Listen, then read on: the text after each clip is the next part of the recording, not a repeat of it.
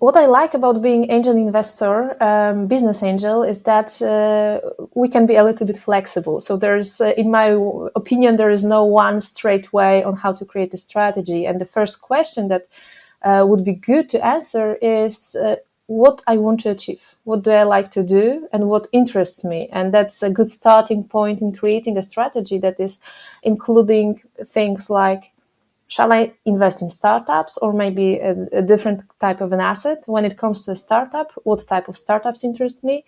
In which verticals, which problems they are solving? Maybe the problem itself is not that important. Maybe you want to invest because you're just looking for a way to diverse your assets and get some return. Then also like try to define what would be the ideal startup that you want to invest in. How would you describe founders? How would you describe the business model that this particular startup represents? And that would help you to narrow down the strategy.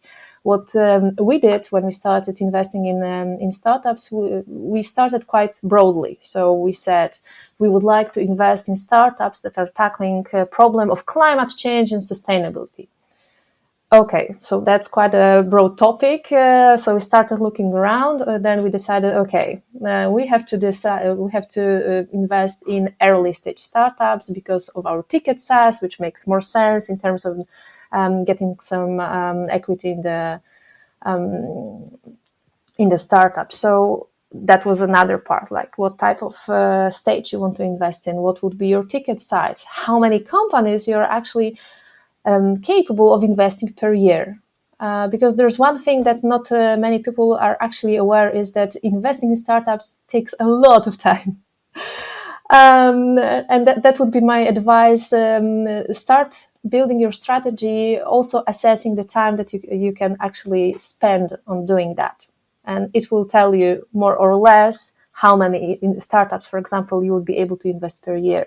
There is a rule of thumb from the feedback I got from plenty of people I talked to, that in order to invest in one startup, you should look at around 150 different pitch decks.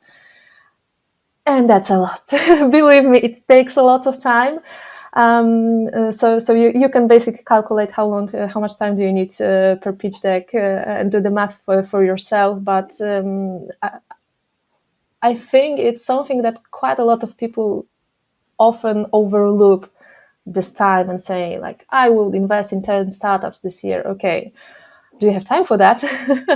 Does your deal flow is strong enough to support that? Those are the questions that comes after you decide on which area you want to focus on.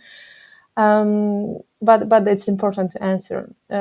So getting back to what I said earlier, we started quite broadly, and then in time we narrow it down. So our strategy is constantly evolving, depending on what got our interest, where we see the deal flow is coming stronger, where our network is expanding, in which direction. So we are taking all those elements in place, and we are adjusting our strategy according to that.